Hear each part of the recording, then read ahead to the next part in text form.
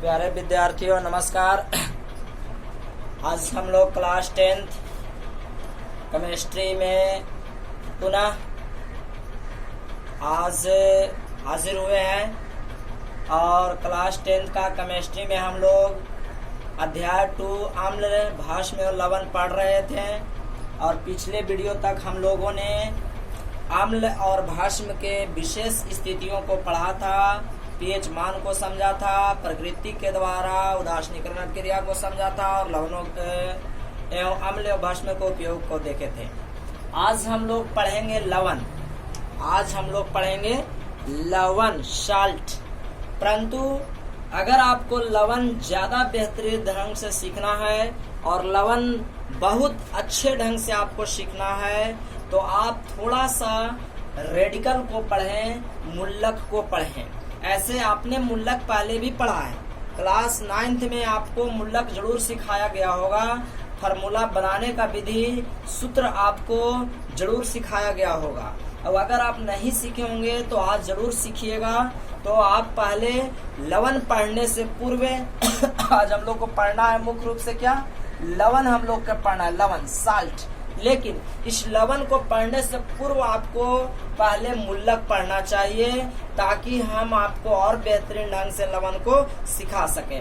तो एक बार आप मुल्लक को ध्यान से देख लीजिए और ये मुल्लक थोड़ा सा समझना है आपको ज्यादा अच्छा से आने के लिए। तो आइए पहले हम लोग मुल्लक की परिभाषा पर चलते हैं और आपको समझाने की कोशिश करते हैं।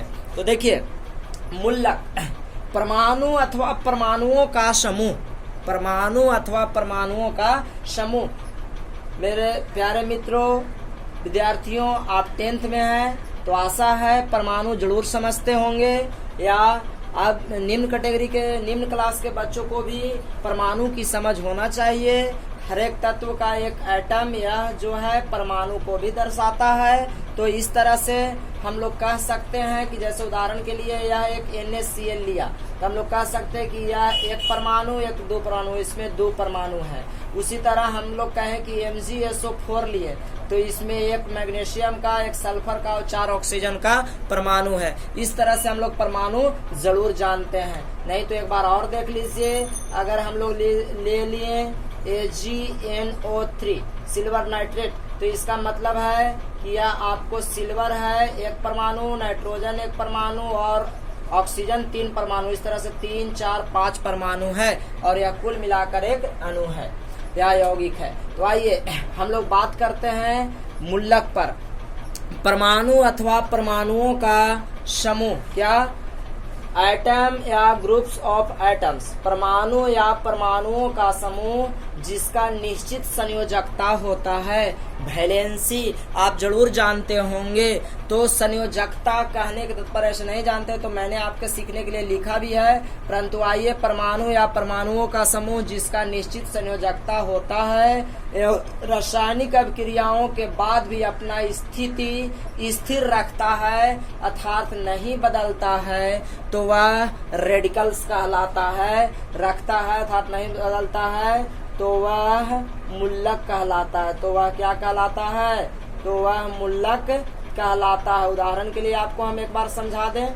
देखिए फिर से परिभाषा पहले आइए, परमाणु या परमाणुओं का समूह जिसका निश्चित संयोजकता होता है, जिसका एक निश्चित संयोजकता होता है एवं रासायनिक अभिक्रियाओं के बाद भी अपना स्थिति नहीं बदलता है, स्थिर रखता है, तो वह क्या कहलाता है? मुल्लक। जैसे में इसको समझे, अब थोड़ा सा समझिए। रासायनिक अभिक्रिया में हम लोगों ने क्या पढ़ा था? रासायनिक अभिक्रिया वैसी स्थिति है जिसमें किसी पदार्थ का प्रकृति के पहचान बदल जाता है, जिसमें किसी पदार्थ का प्रकृति के पहचान क्या होता है? बदल जाता है। जैसे हम लोगों ने पढ़ा था कि हाइड्रोजन और ऑक्सीजन की अभिक्रिया से मिलाते हैं तो यहाँ जल बन जाता है। क्या बन जाता है? जल बन जाता है। हाइड्रोजन और ऑक्सीजन की अभिक्रिया के फलस्वरूप क्या बन जाता है? जल बन जाता है। तो इस तरह से हम लोग यहाँ पे हाइड्रोजन और अभिक्रिया के फलस्वरूप क्या बना देते हैं? जल बनाते हैं। तो हाइड्रोजन और अभिक्रिया के फलस्वरूप जो जल का निर्माण हो रहा है, तो यह देखिए हाइड्रोजन जलता है, ऑक्सीजन जलाता है, लेकिन इन दोनों का मिश्रण क्या हो गया, जल हो गया। तो इसका स्थिति और आकार बन के क्या हो गया, जल हो गया। लेकिन जो मूलक है वो कहता है कि हम रासायनिक अभिक्रिया में जाएंगे लेकिन हमारा अपना स्थिति बदलेगा नहीं। आपको हम दिखाएंगे भी है, कभी अपना स्थिति नाम कभी बदलता नहीं है। यहाँ हाइड्रोजन ऑक्सीजन दोनों अपना नाम बदल के जल बना लिया, लेकिन जो मूलक होंगे वो अपना नाम नहीं बदलेंगे। जैसे कार्बन और ऑक्सीजन गैस, यह आपको CO2 बना लेते, तो हम इसको कहते हैं कार्बन डाइऑक्साइड। इसका भी नाम खत्म, कार्बन डाइऑक्साइड हो गया। लेकिन जब ये सब मूलक आपस में मिलेंगे तो अब क्रिया कर लेंगे, लेकिन अपना नाम कभी नहीं बदलेंगे। तो हम लोग इसी को आज पढ़ने वाले हैं। तो आइए, परमाणु या परमाणुओं का समूह जिसका निश्चित संयोजकता होता है और रासायनिक अभिक्रियाओं के बाद भी अपना स्थिति स्थिर रखते हैं अर्थात नहीं बदलते हैं, तो वह मूलक कहलाता है। आप जैसे भी थोड़ा सा देख लीजिए और आगे बढ़ते हैं। मूलक दो प्रकार के होते हैं, धनात्मक मूलक, ऋणात्मक मूलक। मूलक कितने प्रकार के, दो प्रकार के, धनात्मक मूलक, ऋणात्मक मूलक। क्या धनात्मक मूलक, क्या ऋणात्मक मूलक। मूलक कितने प्रकार के, दो, धनात्मक मूलक, ऋणात्मक मूलक। धनात्मक मूलक ध्यान से समझेंगे, समझने के बाद आपको कभी भी याद नहीं करना होगा। किसी यौगिक में, यौगिक यानी सूत्र में, देखिए किसी यौगिक में, यौगिक कहने का मतलब मान लीजिए कि हमने यहाँ पे लिखा MgSO4, यह है मैग्नीशियम सल्फेट। ध्यान दीजिएगा, किसी यौगिक में धनात्मक मूलक धातु आयन, क्या धातु ion, ammonium ion NH4 plus या हाइड्रोजन आयन H प्लस होता है। क्या, फिर से आइए, धनात्मक मूलक कहाँ होता है, किसी यौगिक में, किसमें, किसी यौगिक में धनात्मक मूलक धातु के आयन, चाहे अमोनियम आयन चाहे हाइड्रोजन आयन। कैसे, जैसे यह MgSO4 है, तो यह में इसमें जो मैग्नीशियम है यही धनात्मक मूलक है। क्या है, धनात्मक मूलक है। जैसे आपको इसको हम लोग क्या कहते हैं, धनात्मक मूलक। जैसे अगर कहा जाए धातु का आयन CaSO4, यह भी है आपको। जैसे कहा जाए AgCl3, तो इसको में जो धातु है, धातु यही धनात्मक मूलक है। इस पर धातु पर किसका, कैल्शियम पर कितना चार्ज होता है, तो 2 चार्ज होता है। ये आपको पहले से भी संयोजकता ज्ञात होगा, ऐसा संयोजकता नहीं ज्ञात है तो आपको मैं बता दूं जानकारी के लिए कि आधुनिक आवर्त सारणी के अनुसार उसका ग्रुप संख्या भी उसकी संयोजकता को भी दर्शाता है, तो यह भी आप समझ सकते हैं, वर्ग संख्या भी। तो आइए, तो धनात्मक मूलक, किसी यौगिक में धनात्मक मूलक धातु आयन, अमोनियम आयन तथा हाइड्रोजन आयन होते हैं। यानी धनात्मक मूलक में 3 चीज होता है। क्या क्या, जैसे कहीं सोडियम है NaCl, ध्यान दीजिए, तो इसको में धातु आयन कौन है, तो Na प्लस ऐसे धातु आयन है। उसी तरह अगर कहीं पे हमको लिखल है MgCl2, तो यहाँ Mg जो है वह धातु आयन है। कहीं पर लिखल है NH4Cl, अमोनियम क्लोराइड, तो यह NH4 है से धातु आयन है। कहीं पर आपको लिखा है HCl, तो यह H है से धातु आयन है। अब आपको शायद हम कह सकते हैं कि आपको धातु आयन समझ में आ रहा होगा। ऐसा कदापि न समझे कि पहले वाला धातु हमेशा पहले ही लिखा जाएगा, परंतु केवल पहले वाला नहीं, धातु के जो चार्ज होता है, उसका जो आवेश होता है, बाह्यतम कक्षा का जो इलेक्ट्रॉन होता है, जिसको हम लोग संयोजकता कहते हैं। आप लुईस इलेक्ट्रॉन बिंदु से अयुग्मित इलेक्ट्रॉन सीखे होंगे, उसी को हम लोग संयोजकता कहते हैं। तो आइए थोड़ा ध्यान से समझते हैं। अगर आपसे कोई कहा जाए कि बताइए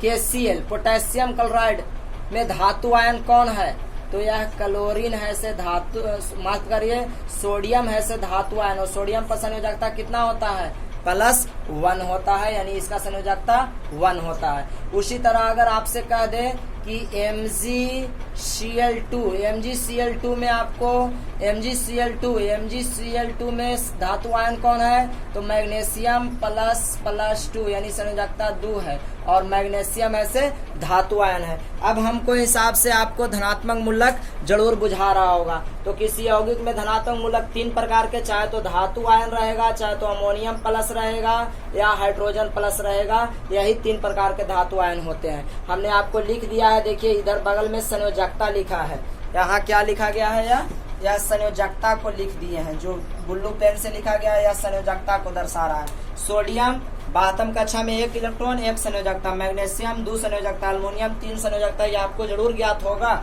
और पोटेशियम 1 संयोजकता, कैल्शियम 2 संयोजकता, हाइड्रोजन 1 संयोजकता, अमोनियम प्लस 1 संयोजकता। थोड़ी मेहनत करके आप इसको एक बार समझ लीजिए, आप कभी भूल ही नहीं सकते। आगे चलते हैं। तो आशा करते धनात्मक मूलक किसी यौगिक में धनात्मक मूलक धातु आयन, अमोनियम आयन या हाइड्रोजन आयन होता है। तो आपसे पूछा जा सकता है कि धनात्मक मूलक कितने प्रकार से होते हैं, तो 3 प्रकार से। चाहे तो धातु के आयन होगा, हमने आपको दिखाया कि धातु के आयन कैसे होगा, और अमोनियम आयन कैसे होगा NH4+ वाला, और हाइड्रोजन आयन H+ वाला। 3 प्रकार के धातु आयन होते हैं जिसको हम लोग धनात्मक मूलक कहते हैं। ऋणात्मक मूलक पर ऋण आवेश होता है। यह आपको ऋणात्मक मूलक थोड़ा सा मेहनत करके याद करना है, फिर आप चुटकियों में आप कई प्रकार के यौगिक और कितना भी आप कह सकते हैं कि लवणों को बना सकते हैं। तो आइए ऋणात्मक मूलक पर ऋण आवेश होता है। देखिए फ्लोराइड पर -1 चार्ज होता है, क्योंकि वह 1 इलेक्ट्रॉन लेने की क्षमता रखता है। आपको हम बहुत बार संयोजकता सिखाने की कोशिश किए हैं। ग्रुप नंबर के हिसाब से भी आप संयोजकता सीख सकते हैं, और अगर आपको संयोजकता नहीं आता है तो अभी भी आप 2 मिनट में भी संयोजकता सीख सकते हैं, यह हम आपको पूरे वादे के साथ कह सकते हैं। तो जिन विद्यार्थियों को संयोजकता नहीं आता वे हमारी बातों पर थोड़ा ध्यान दें, हम आपको पूरी तरह से संयोजकता को अभी भी सिखा सकते हैं। तो आइए थोड़ी सी आपको हम संयोजकता पर लिए चलते हैं और तब इस पर हम लोग बात करेंगे। देखिए संयोजकता सीखने का एक कारण है, हम लोग जानते हैं अक्रिय गैस है helium, neon, argon, krypton, xenon, radon. ठीक है, तो हीलियम जो है हम लोग के 2 में है, नियोन 10 में है, और आर्गन कितना 18 में है। तो देखिए हीलियम से पहले हाइड्रोजन 1 में तो संयोजकता 1 ही होगा, लेकिन अब हीलियम के बाद आगे चलना शुरू करिए। हाइड्रोजन हीलियम 2 में, हीलियम के बाद आपको आएगा क्या लिथियम के क्या बेरिलियम, बोरन, कार्बन, ऐसे। तो देखिए आप ध्यान से, जब आप लोग हीलियम से 1 आगे चल जाइए बेरिलियम, हाइड्रोजन, हीलियम, लिथियम, 1 आगे गए लिथियम, तो लिथियम के संयोजकता 1। हीलियम से 2 आगे चल जाइए बेरिलियम, तब बेरिलियम के संयोजकता 2। हीलियम से 3 आगे जाइए बोरन के संयोजकता 3, और उससे आगे चल जाइए क्या, तो आ जाएगा कार्बन, तो कार्बन की संयोजकता 4। ठीक है, अब 4 से आगे नहीं, 4 से आगे बढ़ना ही नहीं, आपको 4 से घटने लगना है, 4 से घटे लगना है। तब आगे 4, तो अब हम लोग बोरन के बाद कार्बन हो गया, कार्बन की संयोजकता 4। अब नाइट्रोजन क्या आ रहा है 5, तो 5 न जाइए, आप 8 में से घटा लीजिए, क्या 8 में से घटा लीजिए, क्या बच गया 3। फिर आगे चल दिए नाइट्रोजन के बाद ऑक्सीजन, तो ऑक्सीजन हो रहा है क्या 6 आगे, हीलियम से क्या आगे, हीलियम से देखना है 6 आगे, हीलियम से 6 आगे, तो 6 पर न जाइए, आप 8 में से घटा दीजिए, 4 तक जाइएगा। ठीक है, तो आपको ऑक्सीजन की संयोजकता 2। अगर आप कहेंगे फ्लोरीन क्या आगे हो गया 7 आगे, तो 8 में से 1 घटा दीजिए 7। अब इस तरह से फ्लोरीन का संयोजकता भी क्या बचा 1 बचा। ठीक है, अब नियोन की संयोजकता 0। फिर आगे बढ़ जाए सोडियम, तो फिर अब नियोन से गिनना शुरू करें, नियोन से क्या आ गया सोडियम 1, तो 1 संयोजकता। फिर आ जाइए मैग्नीशियम, तो नियोन से क्या आ गया है 2, तो 2 संयोजकता। फिर अल्मोनियम मैग्नीशियम से नियोन से क्या आ गया 3, तो 3 संयोजकता। सिलिकॉन 4 आ गया, तो 4 संयोजकता। आपको उसके बाद सिलिकॉन के बाद आ गया फास्फोरस, तो फास्फोरस 5 आगे हो रहा है, तो 5 नहीं 8 में से घटा दीजिए, तो कितना बच गया 3। फास्फोरस के बाद आ गया सल्फर, नियोन से 6 आगे, तो 6 आगे नहीं जाइए, नियोन से 6 आगे नहीं 4 तक, तो 8 में से उस 6 को घटा दीजिए, क्या बचा 2। उसी तरह सल्फर के बाद अब आप सल्फर के बाद आपको फ्लोरीन आ जाएगा, तो फ्लोरीन आ जाएगा, तो यह 7 आगे हो जा रहा है, तो 7 पर नहीं जाइए, पुनः घटा दीजिए, तो 1 बच जाएगा, फिर आर्गन के 0 हो जाएगा। इस तरह से आप 20 तक चुटकियों में संयोजकता को निकाल सकते हैं। तो अभी हम लोग कहाँ रुके हुए थे, धनात्मक मूलक पर। अब हम लोग बात करेंगे ऋणात्मक मूलक पर। तो देखिए ऋणात्मक मूलक में कौन कौन आएगा, फ्लोराइड, क्लोराइड, ब्रोमाइड, इनकी संयोजकता 1, हाइड्रा ऑक्साइड की संयोजकता 1, नाइट्रेट की संयोजकता 1, ये आपको जरूर याद करना है। हाइड्रोजन सल्फेट HSO4 की संयोजकता 1, हाइड्रोजन कार्बोनेट की संयोजकता 1, सल्फेट की संयोजकता 2, सल्फाइड की संयोजकता 2, कार्बोनेट की संयोजकता 2, फास्फेट की संयोजकता माफ करिए यह 3 होगा। फास्फेट की संयोजकता कितना 3, उसके आवेश के बराबर उसकी संयोजकता होता है, या ऑक्सीडेशन नंबर भी उसके से निकाला जाता है। तो आशा करते हैं आपको यह बातें जरूर समझ में आ रहा होगा। अगर आपको यह समझ में आया है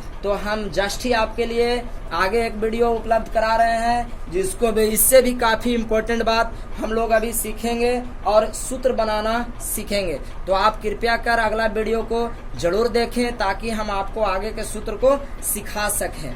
तो अगर आपको ध्यान से समझना है तो इस वीडियो को देखने के बाद आप आगे सूत्र बनाना सीखें। तो 2 मिनट लेकर के हम लोग इसमें कुछ सूत्रों को बनाते हैं।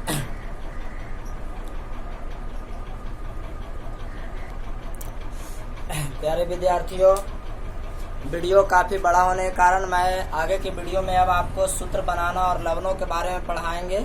आप कृपया कर अगला वीडियो देखें, जिससे आपको सूत्र बनाना और लवण निर्माण करना जल्द से जल्द अपने से काफ़ी हद तक खुद ही आ जाए।